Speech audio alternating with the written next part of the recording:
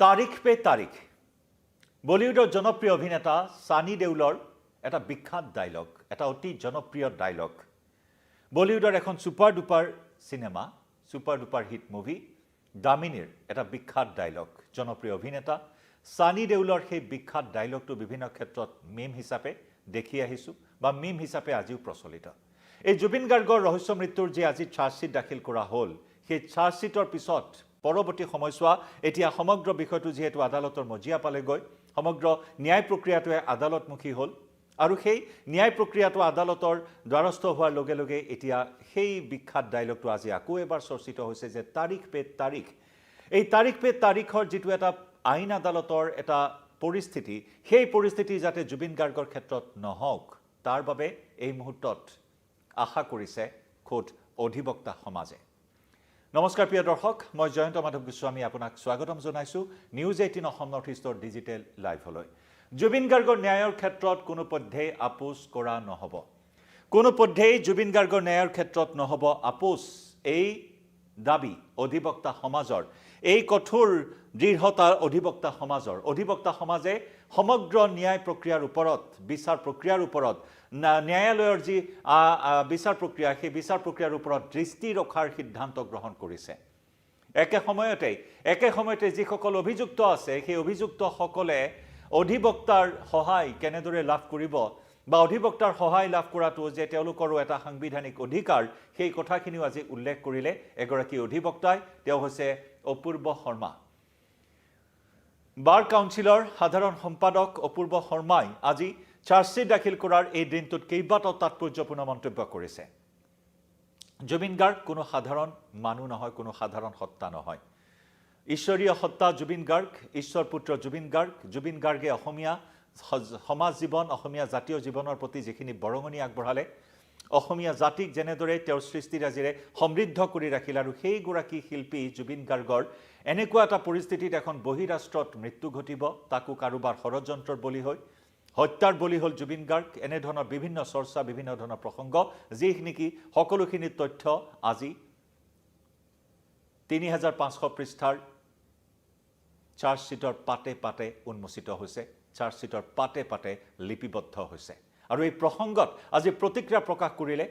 অপূৰ্ব শৰ্মাই। বাৰ কাউন্সিলৰ সাধাৰণ সম্পাদক অপূৰ্ব শৰ্মাই কৈছে যে কোনো পধ্যেই জুবিন গাৰ্গৰ ন্যায় প্ৰক্ৰিয়াৰ ক্ষেত্ৰত আপোচ হ'বলৈ দিয়া নহ'ব। জুবিন গাৰ্গ কোনো সাধাৰণ মানুহ নহয়। জুবিন গাৰ্গৰ হত্যাত জড়িত কোনেও যাতে সাৰি নাযায় তাৰ ওপৰত দৃষ্টি ৰাখিব অধিবক্তা সমাজেও, আৰু যাৰ বাবে অধিবক্তা সমাজে প্ৰথম দিনটোৰ পৰা এটা সিদ্ধান্ত গ্ৰহণ কৰিছিল যে জুবিন গাৰ্গৰ যিসকল অভিযুক্ত আছে, সেই অভিযুক্তসকলৰ হৈ কোনেও ওকালতি নকৰে। সেই সিদ্ধান্তত তেওঁলোক আজিও অটল। কোনো ধৰণৰ লোভ, কোনো ধৰণৰ টকা পইচাই তেওঁলোকক বিচলিত কৰিব নোৱাৰে। অভিযুক্তৰ হৈ তেওঁলোকে ওকালতি নকৰে। সেই কথা আজি স্পষ্টকৈ আকৌ এবাৰ সংবাদ মাধ্যমৰ সন্মুখত প্ৰকাশ কৰিলে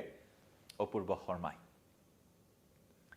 দুই এটা টকাৰ বিনিময়ত জুবিন গাৰ্গৰ ন্যায়ক আমি বিপথে পৰিচালিত হ'বলৈ নিদিওঁ, এই দৃঢ় প্ৰতিজ্ঞ আজি প্ৰকাশ কৰিলে। আনকি প্ৰসংগ উল্লেখ কৰিলে 2008 চনৰ গুৱাহাটীত ধাৰাবাহিক বিস্ফোৰণৰ কালপ্ৰিত ৰঞ্জন দৈমাৰীৰ কথাও। ৰঞ্জন দৈমাৰীৰ ক্ষেত্ৰতো কোনেও ওকালতি নকৰাৰ সিদ্ধান্ত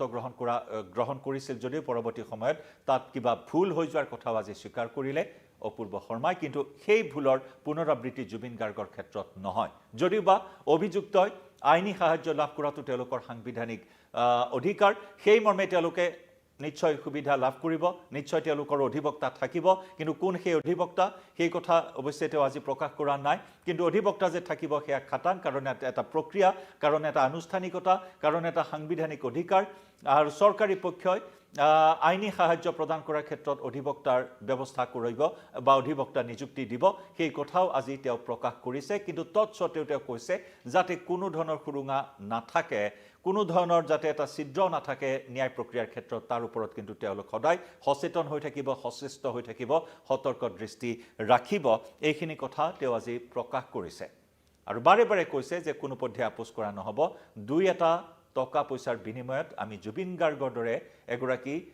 মহান শিল্পীৰ লগত অন্যায় হ'বলৈ নিদিওঁ। জুবিন গাৰ্গক হত্যা কৰাৰ কথাও আজি প্ৰসংগক্ৰমে উল্লেখ কৰিলে বা ৰহস্য মৃত্যুৰ প্ৰসংগত যথেষ্ট উদ্বেগ প্ৰকাশ কৰিলে অধিবক্তা অপূৰ্ব শৰ্মাই। গতিকে অসমীয়া জাতিৰ স্পন্দন জুবিন গাৰ্গৰ ন্যায়ৰ ক্ষেত্ৰত তেওঁলোকে সদায় জাগ্ৰত হৈ থাকিব সেই কথাখিনি উল্লেখ কৰিলে আৰু তাৰ লগতে যে অভিযুক্তসকলে আইনী সাহায্য বিচাৰি আহিছে সেই কথাটো উল্লেখ কৰিলে যিসকল অভিযুক্ত বৰ্তমান কাৰাবন্দী হৈ আছে 7 অভিযুক্ত শ্যাম কানুৰ পৰা আৰম্ভ কৰি সিদ্ধাৰ্থ শৰ্মালৈ অমৃত প্ৰভাৰ পৰা আৰম্ভ কৰি পৰেশ বৈশ্যলৈ যিসকল অভিযুক্ত বৰ্তমান কাৰাবন্দী হৈ আছে তাৰে 2-এজনে ইতিমধ্যে আইনী সাহায্য বিচাৰি অধিবক্তাৰ দুৱাৰে দুৱাৰে হাবাথুৰি খাইছে কিন্তু মন পছন্দৰ অধিবক্তা যে তেওঁলোকে নাপায় সেই কথাও আজি স্পষ্টকৈ জনালে অধিবক্তা অপূৰ্ব শৰ্মাই কি ক'লে আজি চাৰ্জশ্বিট দাখিল কৰাৰ এই বিশেষ দিনটোত অধিবক্তা অপূৰ্ব শৰ্মাই সেই ভাষ্যখিনি আগবঢ়াই লৈছো শুনক ডেফিনেটলি এতিয়ালৈকে সবৰে সমৰ্থন আছে কাৰণে কোনো আগবাঢ়ি অহা নাই আৰু এইটো এটা বস্তু চাওক এজন মানুহেতো এজন মানুহ মানে এজন যদি আসামী হয় তেওঁ যদি তেওঁৰ চাৰ্জশ্বিট হৈছে বা যিয়ে নহওক তেওঁক ডিফেণ্ড কৰাটো এটা সাংবিধানিক এটা ৰাইট হয় এটা অধিকাৰ হয় সেই অধিকাৰটো তেওঁ কেতিয়াও অথলে নাযায় তেওঁ এতিয়াও নাভাবিব যে তেওঁ আনহাৰ্ড হৈছে বা তেওঁ কোনো ৰিপ্ৰেজেণ্ট কৰা নাই তেওঁৰ হয় চৰকাৰী অধিবক্তা চৰকাৰী নহয় DLSৰ মানে যি আমাৰ আইনী সাহায্যকাৰী আছে তেওঁলোকৰ অধিবক্তা নিশ্চয় আছে কথাটো হ'ল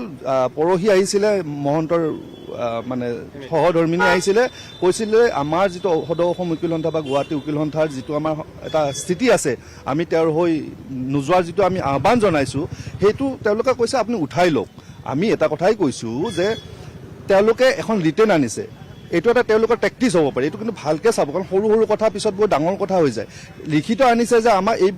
লিভ কৰক যিটো বেন নহয় আহ্বানটো আপোনালোকে পুনৰ বিবেচনা কৰক গতিকে আজি যদি তেওঁ প্ৰপাৰ ডিফেন্স নাপায় কাইলৈ যদি সাপোজ কেছটো তেওঁ কনভিকশ্যন পালে বা তেওঁ যাৱজ্জীৱন কাৰণে যে দোষী সাব্যস্ত হৈ গ'ল তেতিয়া কিন্তু তেওঁ যেতিয়া এপিল হ'ব এপিল এটা প্লি ল'ব যে আমি প্ৰপাৰ ডিফেন্স নাপালোঁ এই উকিল সন্থাবিলাকে এনেকুৱা কৰাৰ কাৰণে আমি নাপালোঁ এইটো এটা কিন্তু লক্ষণীয় বিষয় এটা ক'লে হয়তো মানুহে বেয়া পাব যে উকিলে কাম কৰিব বিচাৰিছে নেকি কোনেও কৰিব বিচৰা নাই আৰু এইটো এটা আপোনালোক আমি স্পষ্টভাৱে কৈ থৈছোঁ অনলি কেৱল মাত্ৰ নৈতিকতা বা জুবিন দাস চবৰে হাৰ্টথ্ৰব মানে অসমৰ হাৰ্টথ্ৰব আছিল একদম সকলোৱে কৈছে আমি কেছটো নকৰোঁ আমাৰ ফালৰ পৰা জাষ্ট এটা আহ্বান আছিলে যে আপোনালোকে পাৰিলে কেছটো নকৰিব আৰু কৰিলেতো আমি একো কৰিব নোৱাৰোঁ এইটো চবেই জানে আৰু অধিবক্তাসকলে নিজে অহা নাই এই কথাটো আচলতে আমি সদৌ অসম উকিল সন্থা বা যদি উকিল সন্থা গুৱাহাটী আহ্বানো নিদিলোহেঁতেন তথাপিও নাহিলহেঁতেন কথাটো সেইটো কিন্তু আমাৰো এটা নৈতিকতা বা আমাৰো এটা সমাজখনৰ প্ৰতি এটা আছে কাৰণ এনেকুৱা এটা সম্পদ যদি মানুহে মাৰিব পাৰে বুলি আমাৰ সন্দেহ হৈছে এতিয়া সন্দেহ হৈ আছে গতিকে তেনেকুৱা মানুহক আমি সহায় আচলতে অন্তৰাত্মাই কেতিয়াও নকয় দুটা পইচা পাব কিন্তু পইচাৰ বিনিময়ততো আপোনাৰ বিবেক আপোনাৰ মন মগজুটো বিক্ৰী কৰিব নোৱাৰে গতিকে আমি জুবিন দাৰ লগত কোনো কাৰণত পইচা লৈ কম্প্ৰমাইজ কৰিব নোৱাৰোঁ আৰু নকৰোঁ সকাহ পাবলৈ একো নাই চাওক এতিয়া অলৰেডি গোটেইখিনি কাম হৈ গ'ল ইনভেষ্টিগেশ্যন কৰিলে আৰু